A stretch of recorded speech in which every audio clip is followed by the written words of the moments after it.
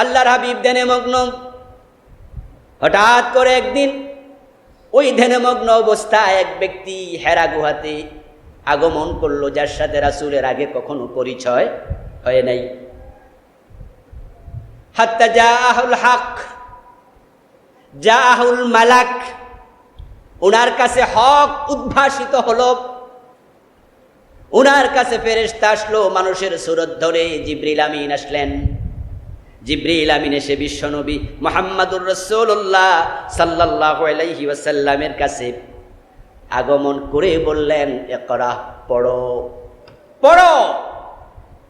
সত্যের পথ পেতে চাও, জাতিকে পরিবর্তন করতে চাও, তাহলে তোমাকে পড়তে হবে। লেখাপড়া ছাড়া সত্য চিনা যায় না। ইসলাম বৃক্ষের ধর্ম নয়। রাসূলুল্লাহ সাল্লাল্লাহু আলাইহি ওয়াসাল্লাম পুরা ঘটনা বললেন। ঘটনা বলে তিনি বলতেছেন, আমার মনে হয় আমারে জিনে ধরছে। একটা লোক আমাকে এরকম 3 বার চাইপা ধরছে, খুব কষ্ট পাইছিলাম, মনে হচ্ছিল মরে যাব। ওটা মনে হয় জিন হবে। যেদিন তোমার আপনজনেরা তোমাকে বাড়ি থেকে বের করে দেবে, সেদিন যদি আমি থাকতাম, লাআনসুরুকা নাসরান মুআজ্জারা, আমি আমার সর্বশক্তি দিয়ে তোমাকে সাহায্য করতাম। যেদিন তোমাকে বের করে দেবে, যদি সেদিন আমি থাকতাম, আমি তোমার সাহায্যকারী হতাম। সাধারণ সাহায্য না, নাসরান মুআজ্জার, একবারে কোমরে গামছা বেঁধে সাহায্য করতাম। বিশ্বনবীকে আমরা পেয়েছি রাসূল হিসাবে। এ নিয়ামতের প্রকাশ হলো উনার কথা বলা, উনার ব্যাপারে জানা, উনার জীবনটা মেনে নেয়া। লাইন শাকারতুম লাযিদান্নাকুম, যদি আমরা কৃতজ্ঞতা জ্ঞাপন করি আল্লাহর প্রতি উনার উম্মত হয়ে, তাহলে আল্লাহ নিয়ামত বাড়িয়ে দেবেন। এর মানে উম্মত থাকা অবস্থায় মৃত্যুর তৌফিক দেবেন। রাসূলের উপর ঈমান এনেছে, পরে আবার ঈমান হারা হয়ে মুরতাদ হয়েছে, এমন লোকও আছে না? আছে না? নেই? আছে। তা আপনি উম্মত হওয়ার পরে যদি আল্লাহ শুকরিয়া জ্ঞাপন করেন, লাযিদান্নাহুম, আল্লাহর ওয়াদা, নিয়ামতের শুকরিয়া করলে তিনি নিয়ামত বাড়িয়ে দেন। চোখ পাওয়ার পরে যদি কেউ আলহামদুলিল্লাহ বলে, আল্লাহ চোখ বাড়াইয়া দেবেন। এর মানে 2টার জায়গায় 3টা হবে, নাকি চোখের ক্ষমতাকে স্থায়ী করবে? তো নিয়ামত বাড়িয়ে দেয়া মানে সংখ্যায় বাড়িয়ে দেয়া নয়। সব জায়গায় কিছু কিছু জায়গায় আছে সংখ্যায় বেড়ে যাবে, কিছু কিছু জায়গা আছে নিয়ামতে বারাকা হবে, কিছু কিছু জায়গা আছে নিয়ামতটা স্থায়ী হবে। তো উম্মত হওয়ার কারণে, বিশ্বনবীকে নবী হিসাবে পাওয়ার কারণে আল্লাহ শুকরিয়া যদি আমরা বেশি বেশি করি, উম্মত থাকার স্থায়িত্ব আপনার জীবনে আসবে। উম্মত থাকা অবস্থায় মরার সুযোগ পাবেন। আর রাসূল সাল্লাল্লাহু আলাইহি ওয়াসাল্লাম যাকে কিয়ামতের দিন উম্মত হিসাবে চিনতে পারবেন, তিনি তার জন্য সুপারিশ করবেন। সুবহানাল্লাহ। যদি তার কবিরা গুনাহ থাকে। শাফাআতি লিআহলি কাবাইরি মিন উম্মতি, রাসূল বলেছেন আমার উম্মতের মাঝে যারা কবিরা গুনাহ নিয়ে মারা যাবে তাদের জন্যই মূলত আমার সুপারিশ। যাদের কোনো গুনাহ নাই তাদের সুপারিশের দরকার আছে? ওয়া আম্মা মান সাকুলাত মাওয়াজিনুহু ফাহুয়া ফি ঈশাতির রাদিয়া, যার আমলনামায় সওয়াব বেশি, আল্লাহ তাকে ডাইরেক্ট জান্নাত দিয়ে দেবে, তার কোনো সুপারিশের প্রয়োজনই পড়বে না। তাহলে শাফাআতের দরকার তাদের যাদের আমলনামায় গুনাহ আছে, গুনাহ সহ মারা গেছে। এখন গুনাহ সহ মারা যাবে 2 দল লোক। একদল লোক রাসূলের উম্মত, যাদেরকে রাসূল চিনবেন, আরেক দল রাসূল উম্মত হিসাবে চিনবেন না। যাদেরকে উম্মত হিসাবে চিনবেন তাদেরকে তিনি সুপারিশ করবেন। শাফাআতি লিআহলি কাবাইর মিন উম্মতি। তা আমরা যদি আল্লাহ শুকরিয়া জ্ঞাপন করি, উম্মত হিসাবে মরার সুযোগ পাবো। আল্লাহর কাছে আমরা দোয়া করি রাসূলের উম্মত হিসাবে মরার তৌফিক আল্লাহ আমাদের দান করুন। কত বুদ্ধিজীবী আছে, জ্ঞানীগুণী আছে, নবী মুহাম্মদকে পেয়েছে নবী হিসাবে। তার বাবা মুসলিম, তার দাদা মুসলিম, সেও জন্মসূত্রে মুসলিম। নাম আব্দুল্লাহ, আব্দুর রহমান, দাউদ হায়দার, তসলিমা নাসরিন, নাম শুনেন নাই? শামসুর রহমান, সালমান রুশদি, কবির চৌধুরী। হ্যাঁ, এই নামগুলো শুনলে কি হিন্দু মনে হয়? কিন্তু তারা কি রাসূলকে রাসূল হিসাবে মানে? পেয়েছে রাসূল হিসাবে, কিন্তু এ সৌভাগ্য থেকে তাদেরকে বঞ্চিত করা হয়েছে।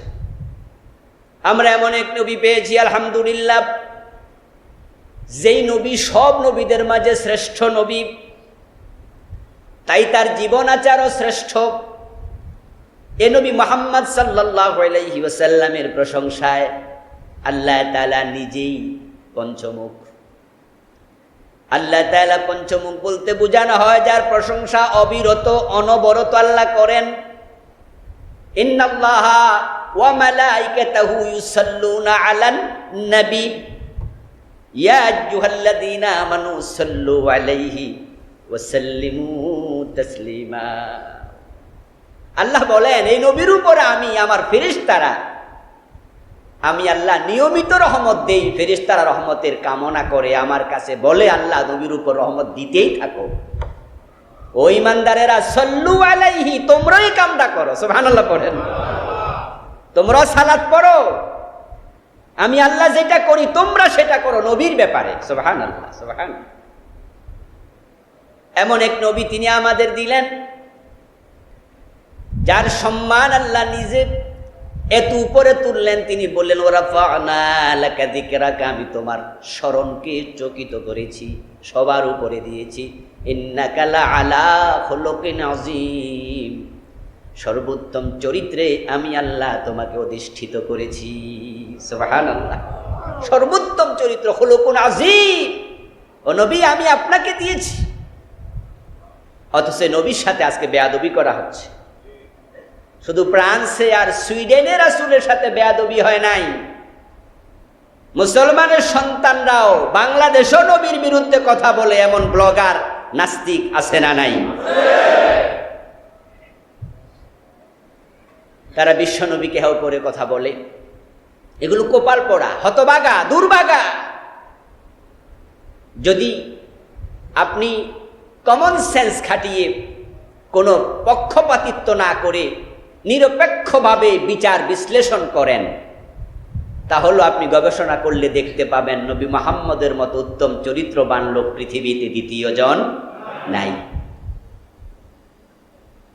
মাইকেল এইসহার্ট দি 100 একটি বই লিখেছে, আপনারা শিক্ষিত যারা তারা পড়েছেন।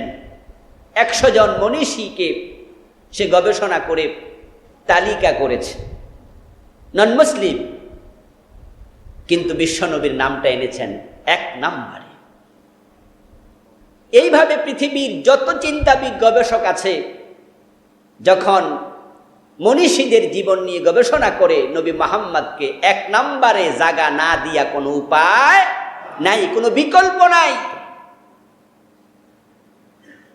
এমন এক নবী, যেই নবীকে আল্লাহ পাক রব্বুল আলামিন কোরআন দিয়ে ওহী দিয়ে তিনি অভিষিক্ত করলেন নবুয়তের মর্যাদায়। ওই কোরআনের মাঝে আল্লাহ তাআলা বিশ্ব নবীকে নাম ধরে একবারও ডাক দেন নাই। আল্লাহ তাআলা বিশ্ব নবীকে এত ইজ্জত দেন, এত সম্মান দেন, তোরা রাসূলের ব্যঙ্গচিত্র এঁকে রাসূলকে হেয় করতে পারবি না, এটা অসম্ভব। এটা সম্ভব নয়। আল্লাহ যার সম্মানে, আল্লাহ যার ইজ্জতে কোরআনের অসংখ্য আয়াত নাজিল করলেন, যার ইজ্জতের নিরাপত্তা আল্লাহ নিজে নিলেন। ইন্না নাহনু নাযালনা যিকরা ওয়া ইন্না লাহু লাহাফিজুন, কোরআন আমি নাজিল করেছি, এই কোরআন আমি হেফাজত করব। কে বলেছেন? আল্লাহ। তো রাসূলের ইজ্জত সম্মান নিয়ে যে আয়াতগুলো আছে সেগুলো কি কোরআনের ভিতরের আয়াত না? তাহলে রাসূলের ইজ্জতের হেফাজত করবেন কে? আল্লাহ। কমাতে পারবা না। কুলাঙ্গার, হতভাগা যে নাস্তিক মুসলমানের সন্তানগুলো বিশ্ব নবীকে নিয়ে কথা বলে, কষ্টটা এখানে বেশি লাগে।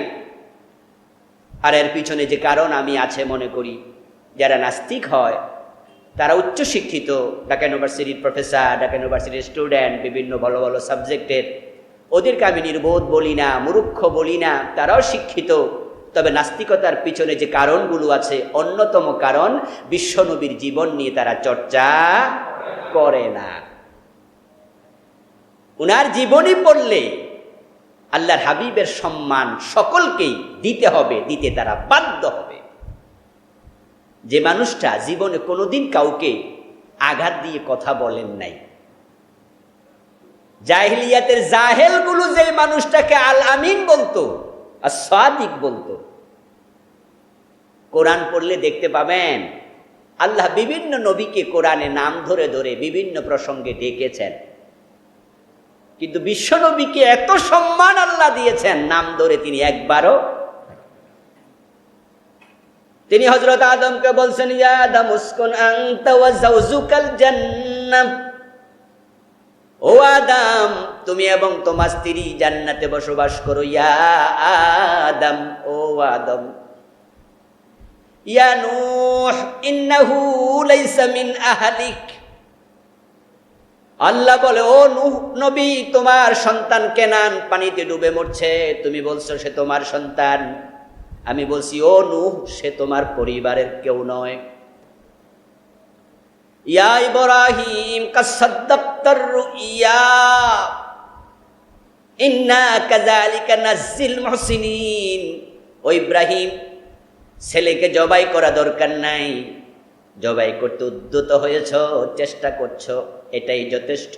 ও ইব্রাহিম যথেষ্ট হয়ে গেছে। ইব্রাহিম বলে আল্লাহ ডাক দিলেন,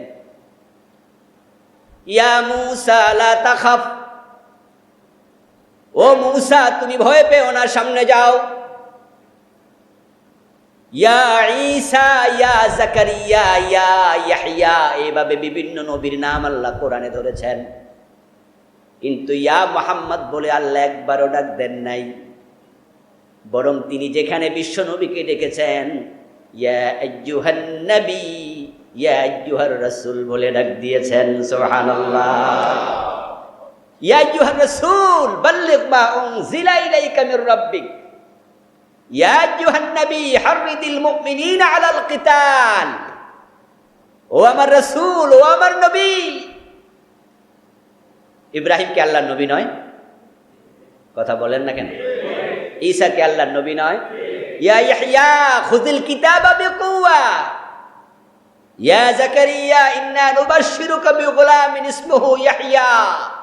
এইভাবে আল্লাহ নবীদেরকে ইয়া বলে ডেকেছেন, কিন্তু রাসূলকে যখন ডাকার প্রয়োজন হয়েছে ইয়া আইয়ুহার রাসূল বলেছেন। সুবহানাল্লাহ। ওই নবী সম্পর্কে আমরা আলোচনা করছিলাম। আমরা গত জুমাতে রাসূল সাল্লাল্লাহু আলাইহি ওয়াসাল্লামের আমরা কি পর্যন্ত পৌঁছলাম জানি? স্বপ্নের মাধ্যমে ওহী শুরু হওয়া পর্যন্ত পৌঁছেছি। আমরা ইনশাআল্লাহ আজকে এরপর থেকে আলোচনা করব রাসূল সাল্লাল্লাহু আলাইহি ওয়াসাল্লামের স্বপ্নের মাধ্যমে ওহী নাজিল হওয়া শুরু হলো। বয়স যখন 40-এর কোঠায় পৌঁছলো তখনই ওহী শুরু। কোরআন নাজিল হয়েছে গারে হেরাতে। রাসূলুল্লাহ সাল্লাল্লাহু আলাইহি ওয়াসাল্লাম ওহী পেলেন 40 বছর বয়সে, কিন্তু কোরআন নাজিল হলো আরো 6 মাস পরে। ওহী কোরআন দিয়ে শুরু হয়েছে না স্বপ্ন দিয়ে? আউয়ালু মা বুদিয়া বিহি রাসূলুল্লাহ সাল্লাল্লাহু আলাইহি ওয়াসাল্লাম মিনাল ওয়াহী আর-রুইয়াস সালিহাতু ফিন নাওম। মা আয়েশা বলেন, স্বপ্নের মাঝে সত্য ধরা দিত, সত্য স্বপ্নের মাধ্যমে ওহী শুরু হয়। তাহলে ওহী কোরআন দিয়ে শুরু হলো না স্বপ্ন দিয়ে? হ্যাঁ, 40 বছর যখন বয়স হলো স্বপ্নের মাধ্যমে ওহী আসা শুরু হলো। তারপরে বিশ্বনবী ইয়াতাহাব্বাবু ইলাইহিল খালাক, আল্লাহর হাবিবের কাছে সুম্মা হুব্বিবা ইলাইহিল খালাক ইউতাহাব্বাবু ইলাইহিল খালাক, উনার কাছে নির্জন একটু প্রিয় প্রিয় মহাব্বতের কোলাহল মুক্ত পরিবেশ একটু ভালো লাগতে শুরু করলো। আল্লাহর হাবিব সাল্লাল্লাহু আলাইহি ওয়াসাল্লাম গারে হেরায় তিনি চলে গেলেন। যেখানে কোলাহল আছে, মানুষের পদচারণা আছে, সেখানে বসে গভীরভাবে ভাবা যায় না, ভাবনার মাঝে ডিস্টার্ব হয়। হুব্বিবা ইলাইহিল খালা, মা আয়েশা বলেন উনার কাছে নির্জনতা প্রিয় হয়ে উঠল। ফাজা গারে হেরা, তিনি চলে গেলেন হেরা গুহায়।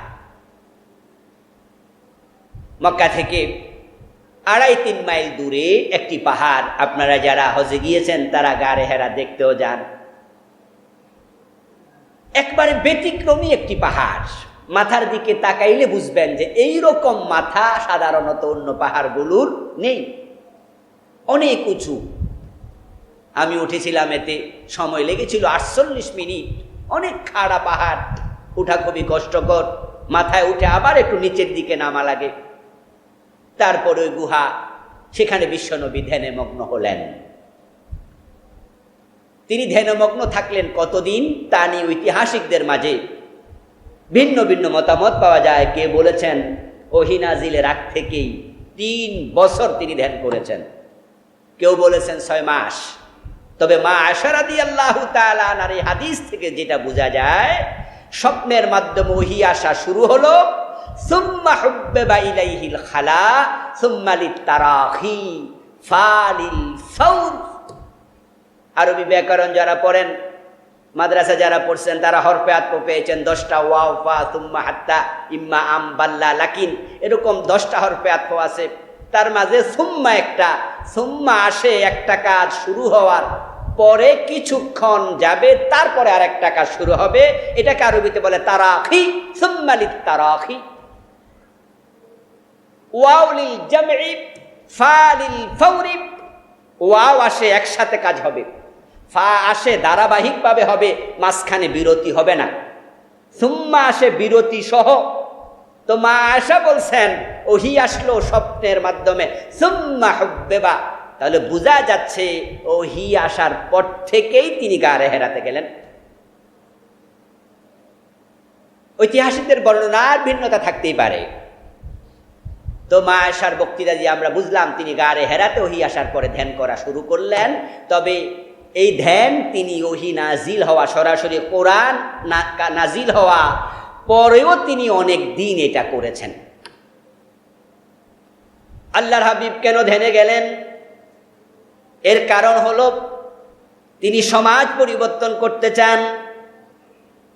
সমাজ যারা পরিবর্তন করতে চায় তাদেরকে কাজের চেয়েও চিন্তা করা লাগবে বেশি।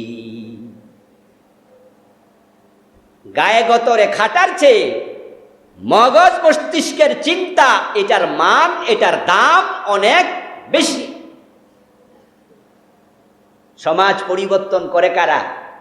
গায়ে গতরে খাটে তারা নাকি চিন্তাশীলেরা? হ্যাঁ, এই জন্য চিন্তার মূল্য অনেক বেশি। ভাবতে হবে, কাজের চেয়ে ভাবো বেশি।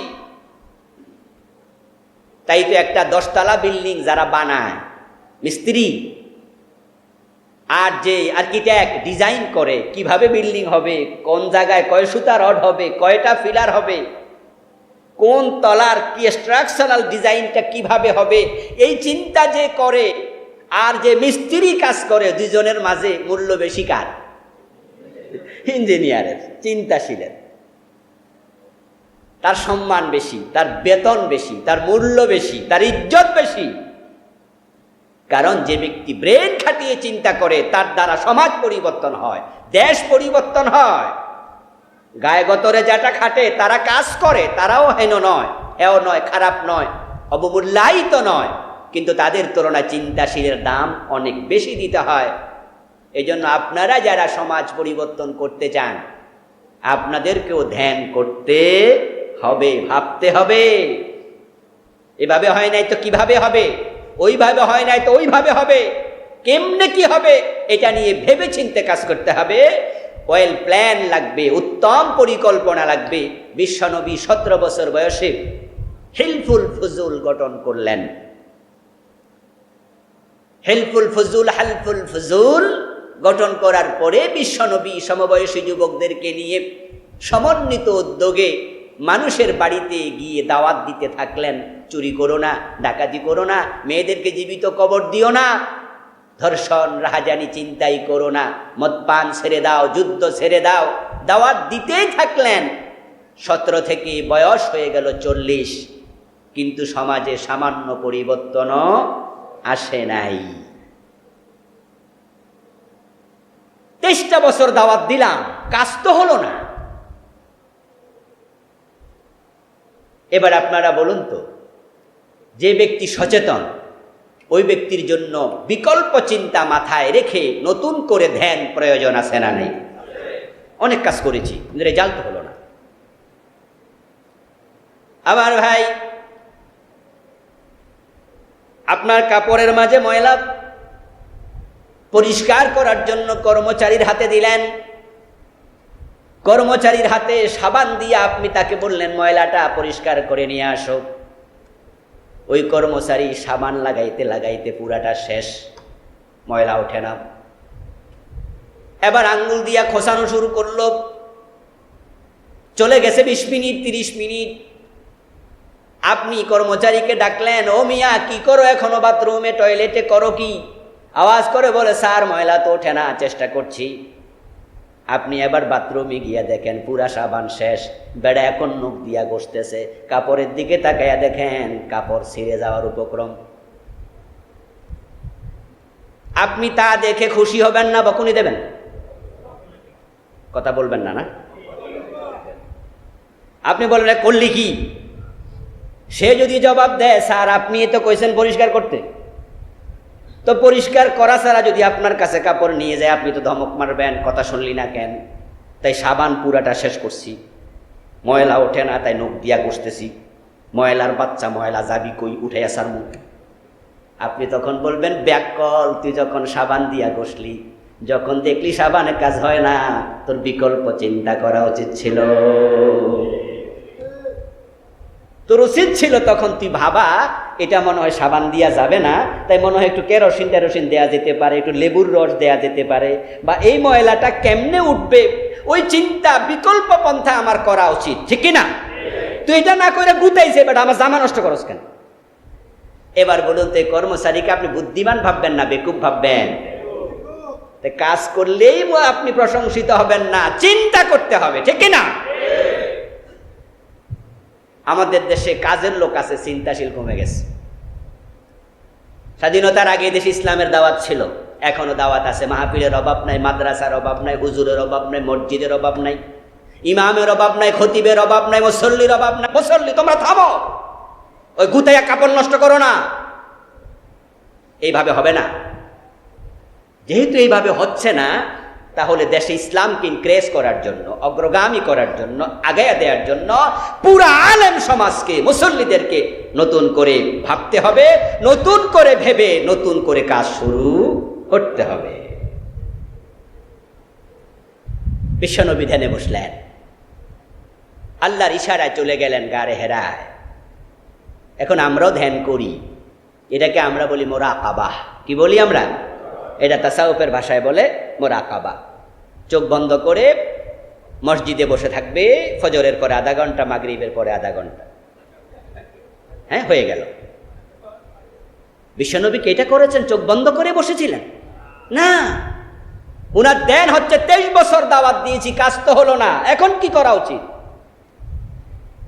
জাতিকে নিয়ে ভাবতে হবে, সমাজ নিয়ে ভাবতে হবে। আপনি কোথায় রেখে যাচ্ছেন আপনার কলিজার টুকরা সন্তানকে? আমি প্রায়শই বলি, আজকের এই মোবাইল, আজকের আকাশ সংস্কৃতি, আজকের সিনেমা, আজকের ভারতীয় এই চ্যানেলগুলো আমাদের যুবকদেরকে শেষ করে দিচ্ছে। আমার কলিজার টুকরা সন্তানকে কোথায় রেখে যাব, কার কাছে রেখে যাব? আমরা বিয়ের আগে যে দৃশ্য ভাবিনি, যেটা চিন্তা মাথায় আসেনি, আজকে ক্লাস 8 9 পড়া পড়ুয়া বাচ্চাদের হাতে ওই মোবাইলের কারণে নগ্ন ছবিগুলো পৌঁছে যাচ্ছে। এই যে লকডাউনের কারণে কলেজ ইউনিভার্সিটি বন্ধ, এখন বলে কি টিচাররা আমরা অনলাইনে ক্লাস নেব। এখন আমরা গার্ডিয়ানরা বাধ্য আমার ছেলেকে অ্যান্ড্রয়েড সেট দিতে, অনলাইনে ক্লাস করবে। অ্যান্ড্রয়েড সেট ছাড়া তো সে অনলাইনে ক্লাস করতে পারবে না, জুমের মাধ্যমে ক্লাস করবে। এখন এই বাচ্চার হাতে যে মোবাইল তুলে দিলেন, এই মোবাইল আপনার সন্তানকে কোথায় নিয়ে যাচ্ছে আপনাকে ভাবতে হবে, ভাবতেই হবে। চরিত্রের মতো দামি কোনো জিনিস আর নাই। বড় শিক্ষিত হলো কিন্তু চরিত্র হারালো, এই শিক্ষিত হওয়ার মাঝে কোনোই কল্যাণ নাই। টাকা হারালে টাকা পাওয়া যাবে, when money is lost something is lost, nothing is lost, কারণ টাকা আসে আবার আসবে। when body is lost health is lost something is lost, স্বাস্থ্য হারাবে এটাও আবার আসবে। চিকনা ছিল এখন মোটা হয়ে গেছে, উল্টা এখন দৌড়াচ্ছে স্বাস্থ্য কমাও, এমন লোক আছে। But when character is lost, everything is lost. চরিত্র যাবে তো কিচ্ছু থাকবে না, সব শেষ, অমানুষ হবে। এখন এই জাতিকে, আগামী প্রজন্মকে এই আকাশ সংস্কৃতির সবল থেকে কিভাবে বাঁচানো যায়, এ বিষয়ে সকল মুসলিম জ্ঞানী গুণীদের ভাবতেই হবে। না ভাবলে চরিত্রহীন জাতি তৈরি হবে, সামনের জীবন অন্ধকারে আবার ভরে যাবে। তাই এই দেশে ইসলামের প্রচার এবং প্রসারের জন্য উলামায়ে কেরামকে, তাবলীগ জামাতকে, পীর সাহেবের মুরিদকে, ইমাম খতিবকে আমাদেরকে ভাবতে হবে যে দাওয়াতি কাজ আমরা যেভাবে করছি ফলপ্রসূ হচ্ছে না। ওয়াজও আছে, সিনেমা হলও আছে। সিনেমা হল এখন পকেটে ঢুকছে, ঘরে ঘরে ঢুকছে। বাংলাদেশের সিনেমা যথেষ্ট না, ভারত থেকে আমদানি হচ্ছে। এখন আর সিনেমা দেখার জন্য হলে যাওয়া লাগে না, মাহফিল শুনবেন, মাহফিল ওয়াজ শুনছে। আবুল কালাম আজাদের এই যে ওয়াজ ভিডিও হচ্ছে, এগুলো টেলিভিশন আপনার ইউটিউবে যাবে, বিভিন্ন চ্যানেলে যাবে। ওয়াজ শুনতে বসছেন, 10 মিনিট পরে ওয়াজের মাঝখানেও ল্যাংটা বেটি ছবি এসে যায়। আস্তাগফিরুল্লাহ, কত অভিযোগ। গত রাতে একজন বলছে, হুজুর ওয়াজ শুনতে বসছি, গান তো শুনতে বসি নাই, মাঝখানে গান ঢুকলো কেমনে? তাহলে ভালো কিছু করতে গেলে যদি খারাপ কিছু হয়, আর খারাপ কিছু দেখতে গেলে কি হবে? সুন্দর আলী এত কালা হইলে কালা মিয়ার কি খবর? এখন এই সিনেমা হল, এই সিনেমা, এই অপসংস্কৃতি বন্ধ না করে দাওয়াত দিয়া লাভ নাই। আমরা গ্রামে বলি, ডোলের ভিতরে ইঁদুর রেখে মুখ মেরো না। বীজ দান রাখছেন, ডোল বোঝেন তো? ওই ডোলের ভিতরে যদি ইঁদুর থাকে বীজ দানের সাথে, আর আপনি উপরে মুখ বন্ধ করে দেন, তাহলে দেখবেন যে ইঁদুর ধান খাইয়া তারপরে ডোল ছিদ্র কইরা বাইরে হইয়া যাবে। মুখ লাগানোতে কোনো ফায়দা হয় নাই। আমার ভাইয়েরা, বিশ্বনবী ধ্যানে বসলেন। আল্লাহ পাক রব্বুল আলামিন রাসূলের মনের খবর জানেন। তিনি সমাজ পরিবর্তনের জন্য হেল্পফুল বুজুল বানাইলেন, রেজাল্ট হয় নাই। তাই মনে বড় আকুতি, কিভাবে সমাজটা পরিবর্তন করা যায়। তাই তিনি গায়ে হেরাতে বসে গেলেন ধ্যানে। আল্লাহর বক্তব্য, ফামান জাহাদা ফিনা লানাহদিয়ান্নাহুম সুবুলানা। সবার জন্য এটা প্রযোজ্য। কোরআনে আল্লাহ তাআলা বলেন, আমার রাস্তায় চলার জন্য যে প্রচেষ্টা করে, সংগ্রাম করে, চেষ্টা করে, আমি আল্লাহ নিজ থেকে তাকে আমার রাস্তা দেখাইয়া দেই। ফামান জাহাদা ফিনা, যে আমার পথে চলার চেষ্টা করে, লানাহদিয়ান্নাহুম, লামে তাকিদ নুনে সাকিলা, অবশ্যই আমি আল্লাহ তাকে হেদায়েত দেই। সুবহানাল্লাহ। ইব্রাহিম আলাইহিস সালাম চেষ্টা করছেন পাহাড়ের উপরে বসে, আল্লাহকে হেদায়েত দেন নাই, পথ দেখান নাই, আপনাকেও দেবেন যদি আপনি চেষ্টা করেন। এই জন্য সত্যের উপরে টিকে থাকার জন্য, সত্য পথ পাওয়ার জন্য আপনাকে চেষ্টা করতে হবে। অন্যান্য নবীদের শরীয়তে আর উম্মতে মুহাম্মাদীর শরীয়তে এখানে পার্থক্য। অন্যান্য নবীদেরকে আল্লাহ তাআলা নিজ থেকে সাহায্য করেছেন, এমন হয়েছে। কারণ ওই নবীর কোনো হাওয়ারি ছিল না, সাহায্যকারী ছিল না। হযরত ইউনূস আলাইহিস সালাম মাছের পেটে পড়েছে, ওনার মাছের পেট থেকে রহমত দিয়ে বের করেছেন কে? সেখানে তার কোনো হাওয়ারি, সাহায্যকারী নাই। কিন্তু আমাদের সাহায্যের ব্যাপারে কোরআনের বক্তব্য একটু ভিন্ন। সেটা হচ্ছে, ইন তানসুরুল্লাহা ইয়ানসুরকুম। কোরআনে আল্লাহ বলছে, তোমরা যদি আমি আল্লাহকে সাহায্য করার জন্য এগিয়ে আসো, তাহলে আমি তোমার সাহায্যের জন্য এগিয়ে যাব। এই যে শ্রেষ্ঠ উম্মত দাবি, মজা পাচ্ছেন, এত বড় উম্মত, এত বড় নবী পেয়েছি। দায়িত্ব যে আপনার চাকরিতে হোক, বাকরিতে হোক, বয়সে হোক, যে একটু বড় হয়, তার দায়িত্বটাও থাকে একটু বেশি। শ্রেষ্ঠত্বের আসনে বসাইয়া দিয়া আল্লাহ আবার কয়, ইন তানসুরুল্লাহ ইয়ানসুরকুম, তোমরা যদি আমি আল্লাহকে হেল্প করো, আমি হেল্প করব। এবার শব্দের বিপরীতে যান, তোমরা যদি আমি আল্লাহকে সাহায্য না করো, আমিও করব না। আল্লাহ আমাদের সাহায্যের মুখাপেক্ষী নয়, কিন্তু তিনি এটা বলে বুঝাচ্ছেন, আমার দিনের পথে চলার জন্য তোমার আকুতি লাগবে, তোমার আগ্রহ লাগবে। যখন তুমি আগ্রহ দেখাবে, তুমি এক বিগত আগালে আমি এক হাত আগাবো, তবে এক বিগত আগে তোমাকে আগাতে হবে। সাহায্য আমি বেশি করবো, এটা ঠিক আছে, তোমার চেয়ে আমার আগ্রহ বেশি, ঠিক আছে, কিন্তু শুরুটা করা লাগবে তোমাকে। রাসূল বলছেন কি, আল্লাহর বক্তব্য হাদিসে কুদসি, আমার বান্দা যদি এক বিগত আগায় আমি এক হাত, তাহলে আগে আগাবে কে, আল্লাহ না বান্দা? কোরআনের বক্তব্য এটাই। রাসূল তো বানিয়ে কিছু বলেন নাই, ব্যাখ্যা করেছেন আল্লাহর প্রাপ্ত ওহীর মাধ্যমে। ইন তানসুরুল্লাহ ইয়ানসুরকুম, তোমাকে আগে আগাতে হবে। তা আমরা সবাই তো চাই যেন আমরা ঈমান নিয়ে মরতে পারি, ঠিক কিনা? এই আকুতি সবার অন্তরে আছে না নাই? সবার আছে, সবার আছে যে আমি ঈমান নিয়ে মরতে চাই। তাহলে আপনাকে চেষ্টা করতে হবে। তাহলে আল্লাহ বলে আমি তোমাকে এবার হেল্প করব। আল্লাহর হাবিব ধ্যানে মগ্ন, হঠাৎ করে একদিন ওই ধ্যানমগ্ন অবস্থায় এক ব্যক্তি হেরা গুহাতে আগমন করলো, যার সাথে রাসূলের আগে কখনো পরিচয় হয় নাই। হাত্তা জাআহুল হক, জাআহুল মালাক, ওনার কাছে হক উদ্ভাসিত হলো, ওনার কাছে ফেরেশতা আসলো মানুষের সুরত ধরে। জিবরিল আমিন আসলেন। জিবরিল আমিন এসে বিশ্বনবী মুহাম্মাদুর রাসূলুল্লাহ সাল্লাল্লাহু আলাইহি ওয়াসাল্লামের কাছে আগমন করে বললেন, ইকরা, পড়ো, পড়ো। সত্যের পথ পেতে চাও, জাতিকে পরিবর্তন করতে চাও, তাহলে তোমাকে পড়তে হবে। লেখাপড়া ছাড়া সত্য চিনা যায় না। ইসলাম বৃক্ষের ধর্ম নয়। এই জন্য ইসলামের প্রথম শব্দটাই হলো, ইসলামের প্রথম বাণী হলো, আল্লাহর প্রথম নির্দেশ হলো ইকরা। ইকরা শব্দের অর্থ কি? শোনো না পড়ো। আমরা পড়ি বেশি না শুনি বেশি? হ্যাঁ, আমরা উল্টে গেছি, তাই ইসলাম উল্টে গেছে। ইসলামকে আমরা নিজের জায়গায় রাখি নাই। আমরা মাহফিলগুলোতে দল বেঁধে চলে যাই। ভালো, যেতে হবে, শুনতে হবে, শোনার কথাও কোরআন হাদিসে আছে।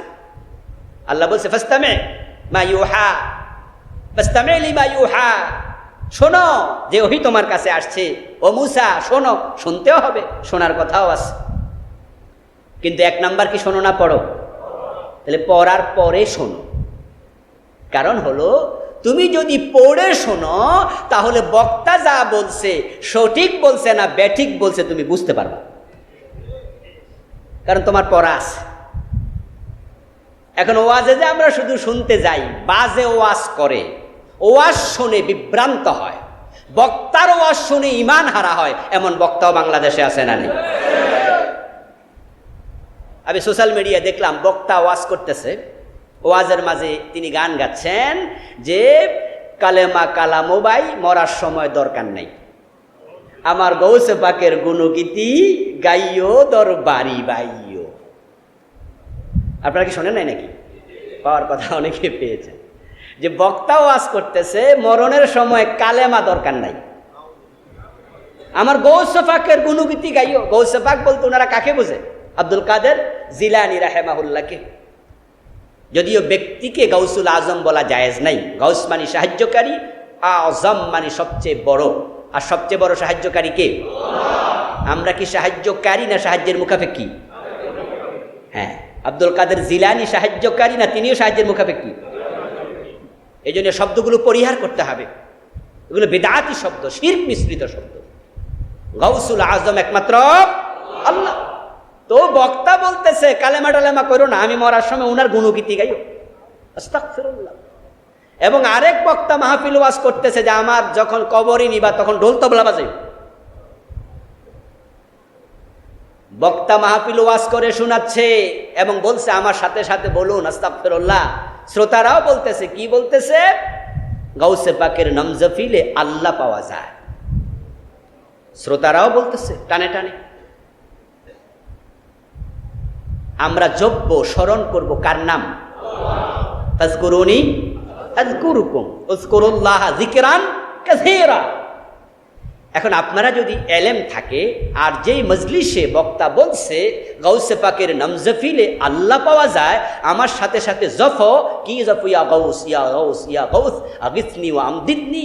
আমি নিজে শুনেছি, এক পীর সাহেবের দরবারে ছাত্র জীবনে বসেছি, পীর সাহেব তালিম দিচ্ছে, মুরিদদেরকে বলছে আল্লাহ আল্লাহ জিকির করছে, সুবহানাল্লাহ আস্তাগফিরুল্লাহ আল্লাহু আকবার বলতে বলতে এক পর্যায়ে বলছে ইয়া গাউস ইয়া গাউস ইয়া গাউস আগিসনি ওয়া আমদিদনি, ইয়া গাউস শাইআন লিল্লাহ, ইয়া আব্দুল কাদের শাইআন লিল্লাহ। বাংলা অর্থ কি? আল্লাহর কাছে চাইতে চাইতে এক পর্যায়ে বলছে, ও আব্দুল কাদের আমার কিছু দেও, ও আব্দুল কাদের শাইআন লিল্লাহ, আল্লাহর রাস্তায় আমার কিছু দেও। ইয়া গাউস ও আব্দুল কাদের জিলানী গাউসুল আদম আগিসনি ওয়া আমদিদনি, আমাকে সাহায্য করো, আমাকে তুমি দয়া করো। বলুন তো গাউস পাক আব্দুল কাদের জিলানী বলে যদি উনার কাছে চাওয়া হয় ঈমান থাকবে না যাবে? আপনার যদি ইলম থাকে তাহলে আপনি ওই বক্তার সাথে সাথে বলবেন না আস্তাগফিরুল্লাহ পড়বেন, হয়তো আপনি উঠে চলে যাবেন, না হয় আপনি চুপ করে বসে থাকবেন, মনে মনে বলবেন ইন্না লিল্লাহি আস্তাগফিরুল্লাহ, আল্লাহ আমারে বাঁচাও, আল্লাহ আমারে বাঁচাও। আপনার ইলম যদি না থাকতো, ইসলাম সম্পর্কে সহি সমাজ না থাকতো, ওই ব্যক্তিদের সাথে আপনি এগুলো বলতেন, মাহফিলে আসার সময় মুমিন ছিলেন, যাওয়ার সময় মুশরিক হলেন। এই জন্য দিন জানতে চাইলে 1 নম্বর মেসেজ ইকরা পড়তে হবে। তলাবুল ইলমি ফরিদা আলা কুল্লি মুসলিম, এটা আল্লাহর নির্দেশ, পড়ো। রাসূলুল্লাহর কাছে জিবরিল আমিন আসলেন, এসে বলছে ইকরা পড়ো। এই ওহীটা আসে রমজান মাসে। কোন মাসে? ইন্না আনজালনাহু ফি লাইলাতিল কদর, রাতের বেলা ছিল। রাসূলুল্লাহ সাল্লাল্লাহু আলাইহি ওয়াসাল্লাম গারে হেরাতে লাগাতার কয়েকদিন থাকতেন। ওয়া হুয়া তাআব্বুদ ফায়াতাহান্নাসু ফি ওয়া হুয়া তাআব্বুদুল লায়ালি যাওয়াতিল আদাদ। মা আয়েশা বলেন, বিশ্বনবী লাগাতার কয়েক রাত সেখানে থাকতেন গারে হেরাতে। তাইলে কয়েক রাত থাকলে বোঝা যেত একটার পর একটা দিন আসছে চলে যাচ্ছে, তিনি বাড়িতে ফিরে আসেন নাই। রাতের বেলা জিবরিল আমিন হাজির, কদরের রাত। ইবনু কাসির প্রণেতা বলেন সেটা ছিল রমজানের 23 তারিখ, কোন কোন মুআররিখ বলে রমজানের 21 তারিখ, রমজানের 25 তারিখ। কদরের রাতে আল্লাহ পাক রব্বুল আলামিন জিবরিল আমিনকে পাঠালেন। জিবরিল আমিন যখন আসেন, রাসূলের বয়স ছিল সেদিন 40 বছর 6 মাস 12 দিন। 40 বছরের স্বপ্ন দিয়ে ওহি শুরু, 6 মাস চলে গেল স্বপ্নেই। জিবরিল আসলেন যেদিন 6 মাস 12 দিন রাসূলের বয়স। 40 বছর 6 মাস 12 দিন রাসূল ওহি প্রাপ্ত হলেন, কোরআন প্রাপ্ত হলেন, সরাসরি কিতাব। জিবরিল আমিন আল্লাহর হাবিবকে বলেন ইকরা পড়ো।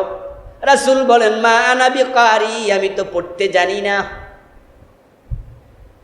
আল্লাহর হাবিব সাল্লাল্লাহু আলাইহি ওয়াসাল্লাম বলছেন, যখন আমি বললাম আমি তো পড়তে জানি না, ফাগাত্তানি ফাখাযানি ফাগাত্তানি, তিনি আমার হাতের মাঝে জড়ায়া ধরলেন, তারপর আমাকে বুকের সাথে জোরে খুব চেপে ধরলেন।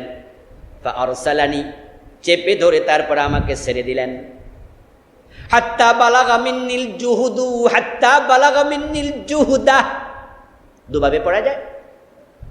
এমন জোরে চেপে ধরলেন, সহিহ বুখারীর riwayat, যে আমার প্রাণ ওষ্ঠাগত, মনে হয় যেন আমার প্রাণবায়ু বেরিয়ে যাবে, এত জোরে চাপ মারছে।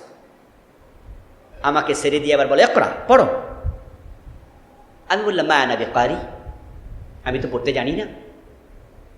জিবরিল আমিন আমাকে আবার ধরলেন, আগের মতো চাপ মারলেন, আবার ছেড়ে দিয়ে বলে ইকরা পড়ো। কুলতু মা আনা বিকারি, বললাম আমি তো পড়তে জানি না।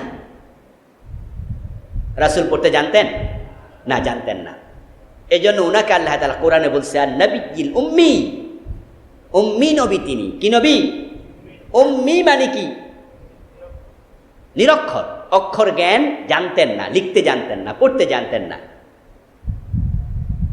সম্ভবত তাফসিরে বাইজাবি প্রণেতা বলেন লাম ইউখালিতিল কুত্তাবা কাত্তু, পড়তে তো জানতেন না, যারা লেখাপড়া জানে তিনি তাদের সাথে মিশতেন না, মিশেন নাই এর আগে। অক্ষর জ্ঞান শিখার জন্য তো শিক্ষক লাগে, লাগে না? যেমন আপনারা লেখা শিখছেন, হয়তো টিচারের কাছে না, মায়ের কাছে না বাবার কাছে। কারো প্রথম শিক্ষক বাবা, কারো প্রথম শিক্ষক মা, কারো প্রথম শিক্ষক হয়তো XYZ যে কোনো কেউ। তো যার থেকে আপনি শিখেছেন সরু সরে অ আ, তিনি আপনার শিক্ষক। তো বিশ্বনবী লেখাপড়া শিখেন নাই, এর কারণ যদি রাসূলের কেউ শিক্ষক হতো, শিক্ষকের সম্মান ছাত্রের চেয়েও বেশি। অথচ বিশ্বনবীর সে সম্মানী কেউ তো পৃথিবীতে আর নাই। এজন্য দুনিয়ার কারো কাছে আল্লাহ রাসূলকে শিখান নাই, রাসূলের শিক্ষক হলেন স্বয়ং আল্লাহ। উনি কারো কাছে শিখেন নাই। তো যেহেতু তিনি পড়তে পারেন না, এখন প্রশ্ন হলো জিবরিল আমিন রাসূলের কাছে এসে বললেন পড়ো, উনি বললেন পড়তে পারি না। তো ইকরা বিসমি রাব্বিকাল্লাযী খালাক, ইকরা পড়ো। আচ্ছা, পড়ো মানে কি মুখ থেকে শুনে শুনে পড়া নাকি দেখে দেখে পড়া? কোনটা মনে হয় আপনাদের কাছে? দেখে দেখে হলে পড়ো, আর শুনে শুনে হলে বলো। কথা বোঝেন? আমি যদি একটা কথা বলি আর আপনাকে আমি বলি যে আমারটা শুনে শুনে আপনি বলেন, তাহলে কি পড়া হবে না বলা হবে? তো জিবরিল আমিনকে বলতে বলছে যে আমি যা বলি আপনিও তা বলেন, ইকরা বিসমি রাব্বিকাল্লাযী খালাক। তাহলে রাসূল তো বলতেন না, আমি বলতে পারি না, উনি তো বলতে পারেন। আমি যদি আপনাদের না জানা এমন চাইনিজ ভাষার কোনো শব্দ বলি ভেঙে ভেঙে, আপনি বলতে পারবেন না? চর্যাপদের কবিতা আছে, কা আ তরু বড় পঞ্চবিড়ালো চঞ্চল চিয়ে বৈঠাক বৈঠাক আলো। যে চর্যাপদ থেকে পরবর্তীতে সংস্কৃতি পার হয়ে আস্তে আস্তে করে বাংলা ভাষা তৈরি হলো। তো এখানে আমি যদি বলি কা আ তরু বড় পঞ্চবিড়ালো, আপনারা বলতে পারবেন না? শব্দের সাথে পরিচিত হওয়া দরকার নাই, শুনে শুনে বলা যায়। তো রাসূলকে যদি জিবরিল বলতো ইকরা বিসমি রাব্বিকাল্লাযী খালাক, আমার সাথে শুনে শুনে বলেন, তিনি বলতে পারতেন। কিন্তু জিবরিল বলছে পড়ো। আল্লামা সুয়ুতি রাহিমাহুল্লাহ ইতকান ফি উলুমিল কুরআন, উনার এই কিতাবে লিখেছেন, তিনি বিশ্বনবীর কাছে জিবরিল আমিন যখন আসেন, কানা বিহারা আতা মালাকুন বিনিমতিন মিন দিবাজিন ফিহি মাকতুবুন ইকরা, রেশমি কাপড় নিয়ে এসেছেন, ওই রেশমি কাপড়ের মাঝে এটা লেখা ছিল। সুবহানাল্লাহ। তিনি একটা রেশমি কাপড় এনেছেন, এর মাঝে সূরা আলাকের প্রথম 5 আয়াত লেখা ছিল। এসেই তিনি এটা তুলে ধরে বলেন ইকরা, পড়ো। রাসূল বলছে আমি তো পড়তে জানি না। উনি ইমাম জুহরি থেকে নকল করেছেন, মুসান্নাফে আব্দুর রাজ্জাকে এই হাদিস এসেছে যে বিশ্ব নবীর কাছে লিখিত অবস্থায় রেশমি কাপড়ে ইকরা আনা হয়েছিল। আল্লাহর হাবিবকে তিনি আবার ধরলেন, বুকের সাথে জড়িয়ে আবার ছেড়ে দিলেন। 3 বার বুকের সাথে জড়িয়ে ছেড়ে দিয়ে বললেন ইকরা, পড়ো। তৃতীয়বারও বললেন জানি না। তৃতীয়বার যখন ছেড়ে দিয়ে বললেন ইকরা বিসমি রাব্বিকাল্লাযী খালাক, চতুর্থবার, ওই চতুর্থবারে বিশ্বনবী এবার তিনি ওই দিবাজের দিকে তাকায়া পড়তে শুরু করে দিলেন। সুবহানাল্লাহ। এখন তিনি দেখে দেখে পড়তে পারলেন, উনাকে পড়ার ক্ষমতা দিলেন কে? আল্লাহ। এটা মুজিজা। এটা কি? মুজিজা। রাসূলুল্লাহর কাছে জিবরিল আমিন 5টি আয়াত সূরা আলাকের নাজিল করে চলে গেলেন। আল্লাহর হাবিব কিছু বুঝে উঠতে পারলেন না, তিনি বাড়িতে ফিরে আসলেন। ফারাজা বিহা রাসূলুল্লাহ ইয়ারজুফু ফুয়াদু, ঘরে ফিরে আসলেন, উনার বুক কাঁপতেছে, অন্তঃকরণ কাঁপতেছে। আমরা যখন কোনো কাজ তাড়াহুড়া করি, দৌড় মারি, তখন দেখবেন যে হাত দিয়ে দেখবেন কম্পনটা একটু বেড়ে যায়। আল্লাহর হাবিবের বুক খুব কাঁপছে, অন্তঃকরণ কাঁপতেছে। তিনি ঘরে আসলেন, মা খাদিজার কাছে এসে বললেন জাম্মিলুনি জাম্মিলুনি, আমাকে কম্বল দেও কম্বল দেও। কি হয়েছে? কয় যে আমার ভয় লাগতেছে, খাশিতু আলা নাফসি, আমার নিজের নফসের ব্যাপারে আমি শঙ্কিত। মা খাদিজা পিছন দিয়ে ভালো করে কম্বলটা রাসূলের পিঠ দিয়ে বুক দিয়ে জড়ায়া ধরে বুকের সাথে বসে আছেন।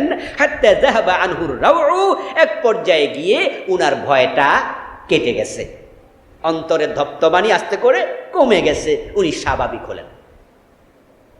মা খাদিজা বলেন কি হয়েছে প্রিয়তম স্বামী?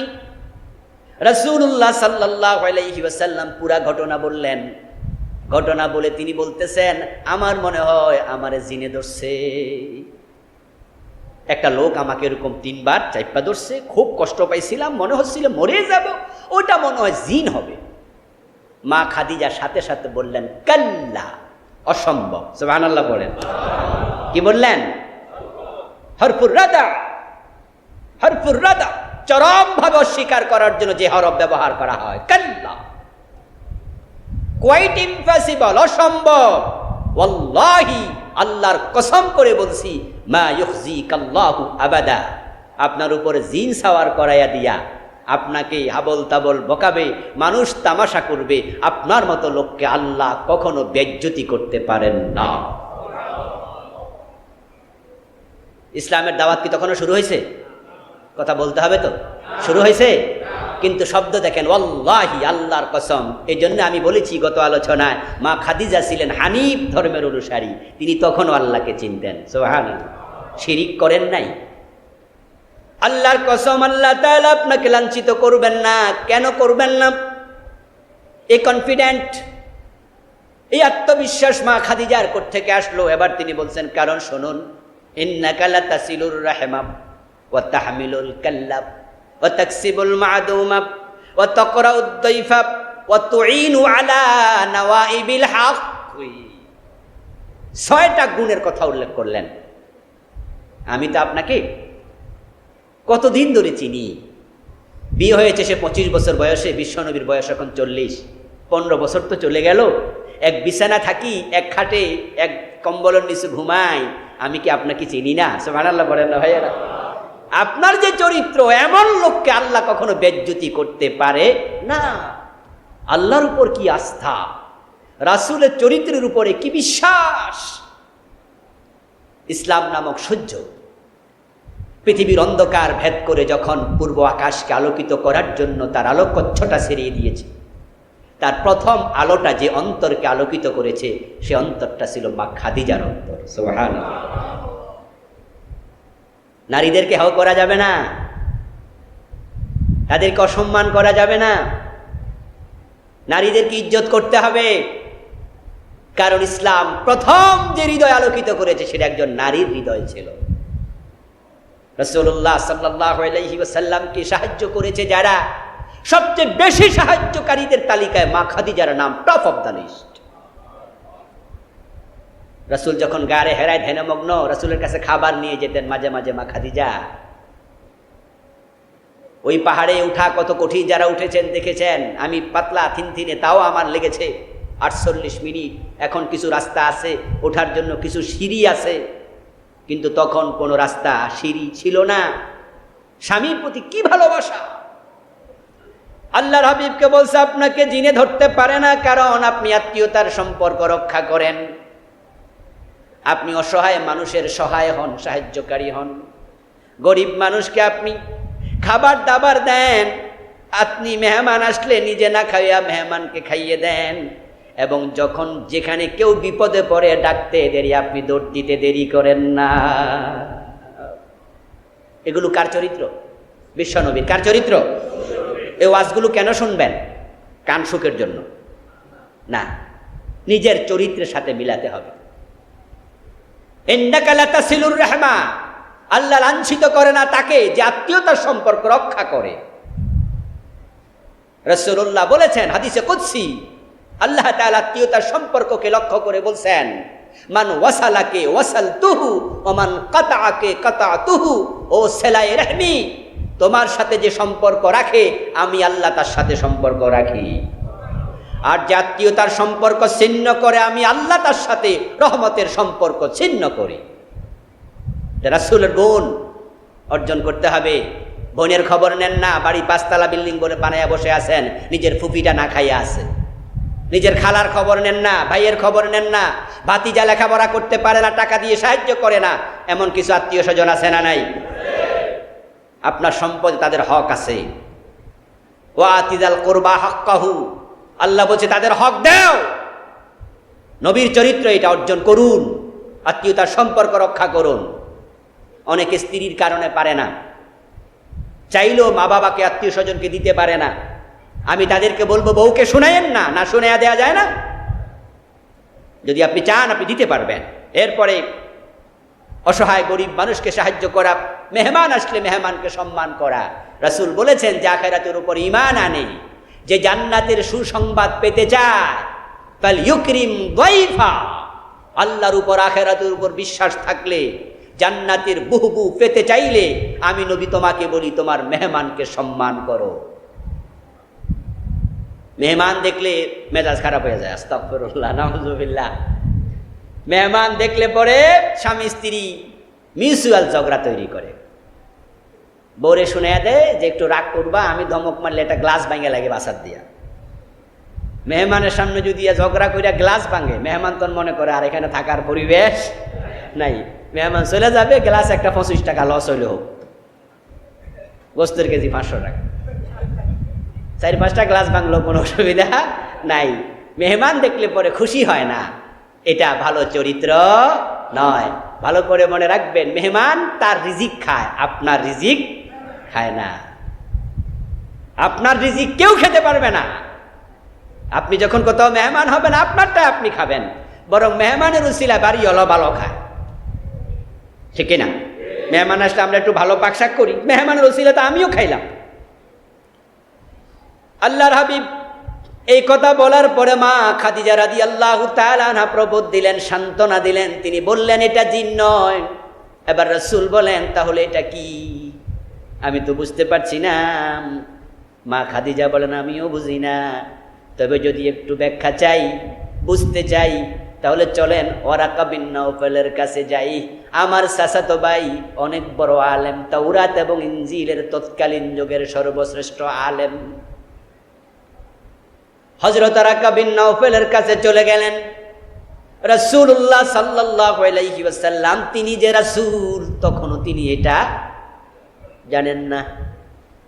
ওনাকে সান্ত্বনা দিচ্ছেন ওনার স্ত্রী, তিনি যে নবী তিনি এখনো জানেন না। ওয়ারাকা বিন নাওফালের কাছে গিয়ে পুরা হিস্ট্রি বললেন। ওয়ারাকা বিন নাওফাল শুনলেন। শুনেই ওয়ারাকা বিন নাওফাল বলেন, হাদান নামুস আল্লাযী নাযালাল্লাহু আলা মূসা, এটা তো জিবরাইল আমিন, আল্লাহ যাকে মূসা নবীর কাছে পাঠাইছে। সুসংবাদ গ্রহণ করো, সুসংবাদ গ্রহণ করো। এটা জিবরিল, জিবরিল যার কাছে এসেছে ওহী নিয়া, মূসার কাছে, তোমার কাছে আসছে, তুমি তো শেষ নবী। সুবহানাল্লাহ।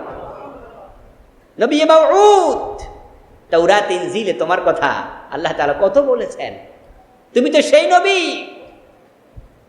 রাসূলুল্লাহকে নবুয়তের সংবাদ দিলেন, সাথে সাথে আবার বললেন, ইয়া লাইতানি ফিহা জাযা, ইয়া লাইতানি আকুনু হাইয়া ইয ইউখরিজুকা কওমুক।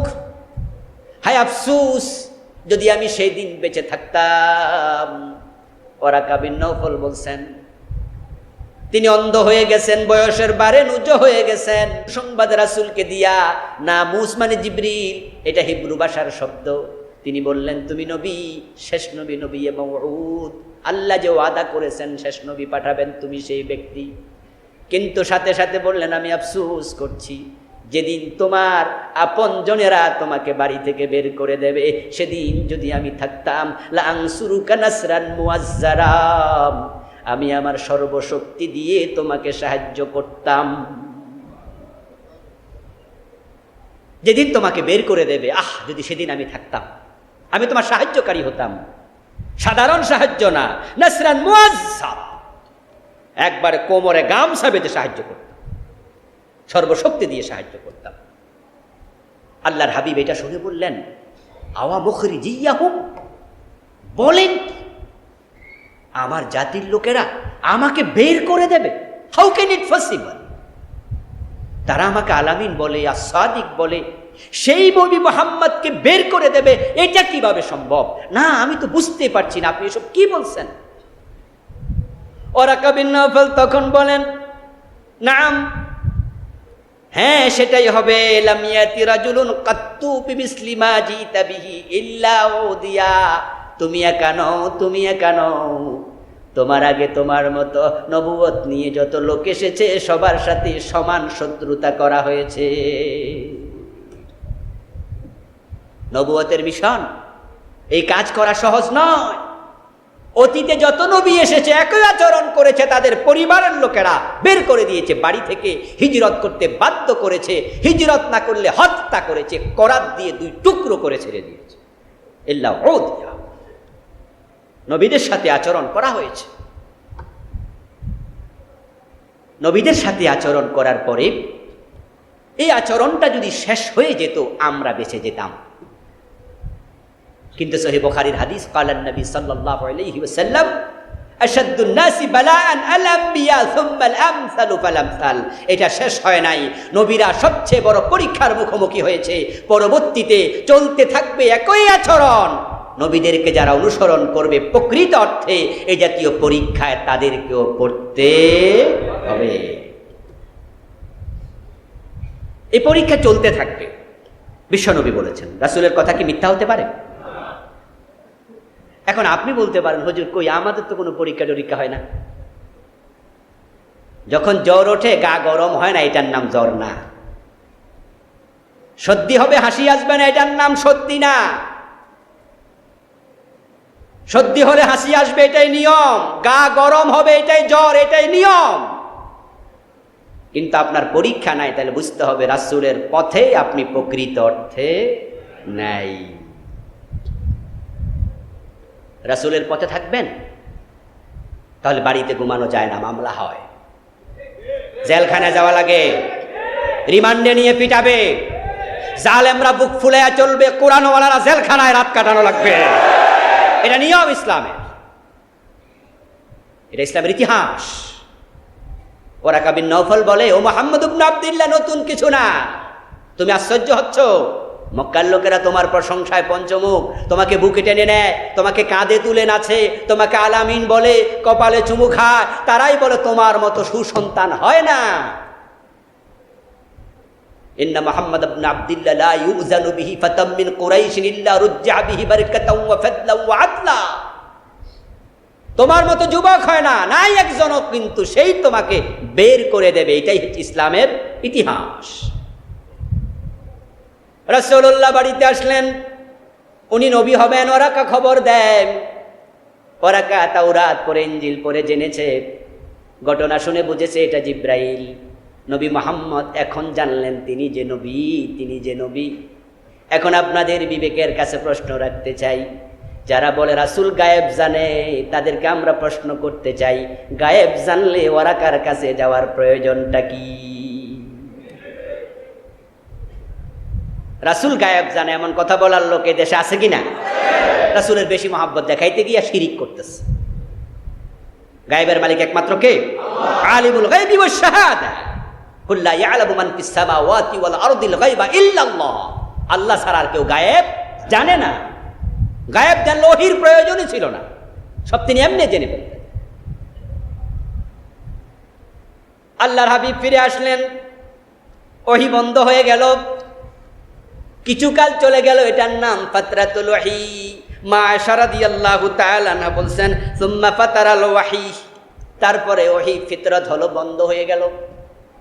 কোন কোন ঐতিহাসিক বলেন 2.5 থেকে 3 বছর ওহি আসে নাই, কোন কোন ঐতিহাসিক বলেন 2 বছর আসে নাই, কোন কোন ঐতিহাসিক বলেন 6 মাস ওহি আসে নাই।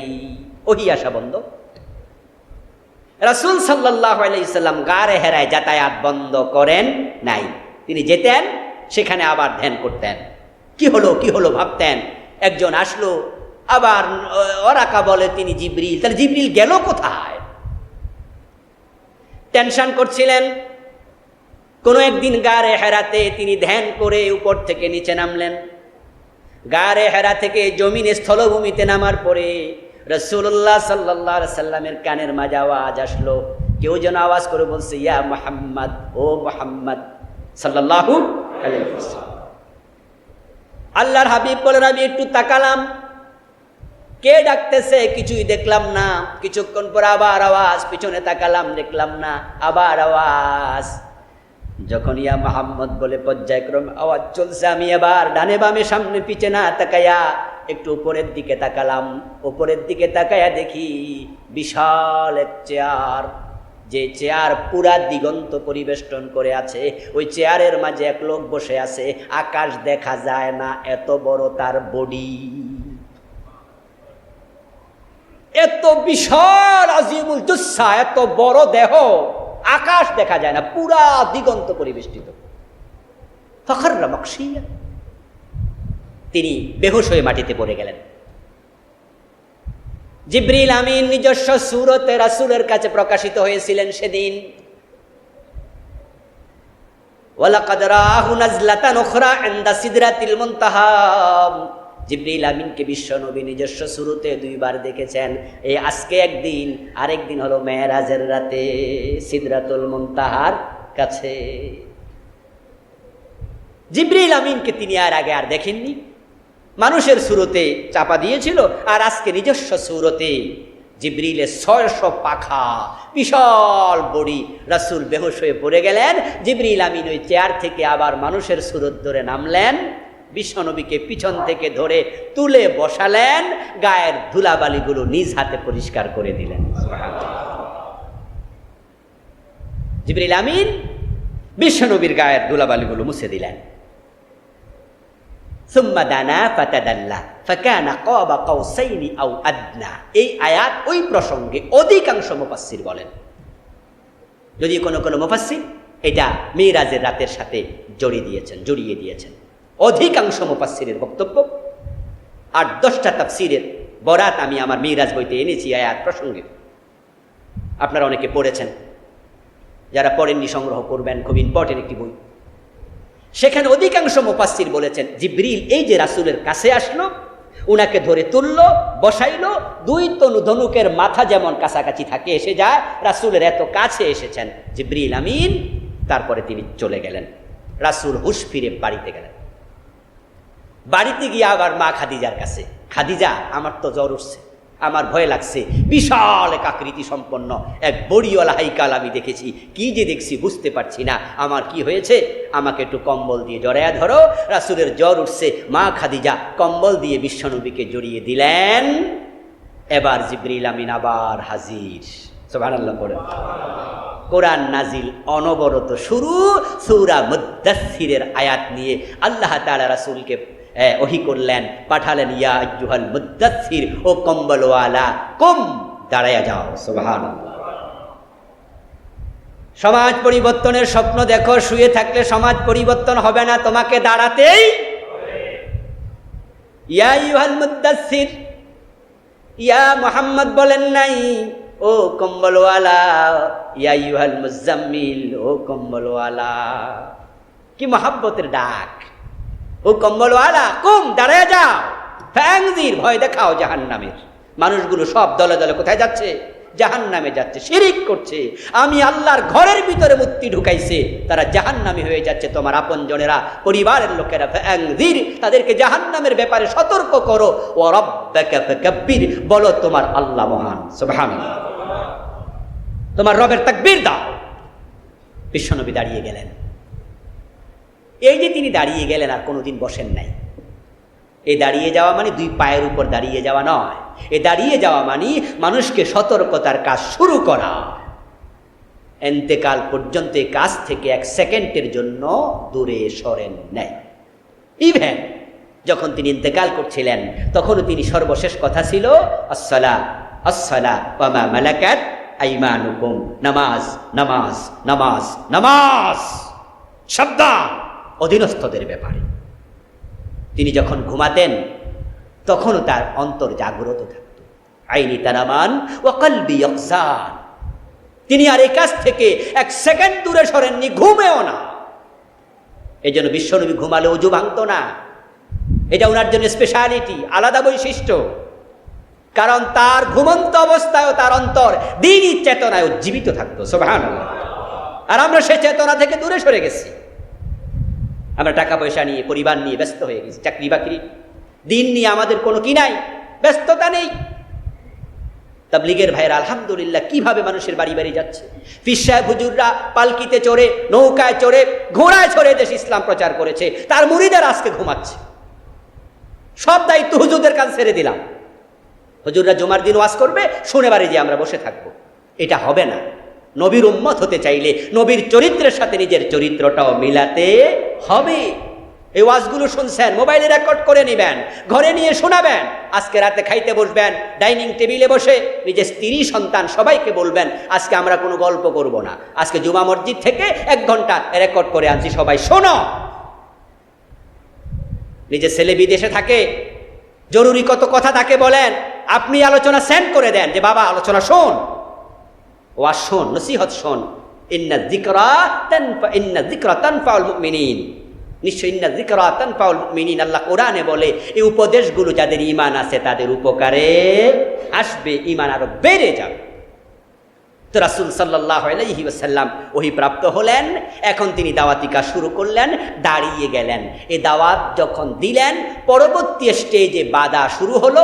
কিভাবে তিনি এই বাধা উপেক্ষা করে দাওয়াতি কাজ সম্প্রসার করে জাহিলি যুগকে আলোক উদ্ভাসিত করলেন, ইনশাআল্লাহ ধারাবাহিকভাবে আমরা পরবর্তী জুমাতেও শুনতে থাকব। আল্লাহ তাআলা আমাদের সকলকে সুস্থ রাখুন, ভালো রাখুন, ঈমানের সাথে রাখুন, রাসূলের আদর্শে উজ্জীবিত হওয়ার তৌফিক দিন। আল্লাহুম্মা আমিন। আসসালামু আলাইকুম ওয়া রাহমাতুল্লাহি ওয়া বারাকাতুহু। আলোর পথে 24 24 ঘন্টা শুধু ইসলাম প্রচার।